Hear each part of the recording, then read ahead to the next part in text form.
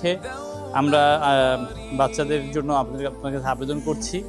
এই বাচ্চাদের ঈদের কাপড়, রমজানের সেহেরি, ইফতারের বাজার, পাশাপাশি অনেক বাচ্চার জামা জুতো ছিঁড়ে গেছে, তো এগুলো একটু আপনারা যারা পারেন একটু দেখবেন। আপনারা স্বাভাবিকভাবে রমজান মাসে অনেক এই সাদাকা প্ল্যান করেন, তো এই আপনাদের প্ল্যানিংয়ে যেন অবশ্যই আমাদের এতিমখানাগুলো থাকে।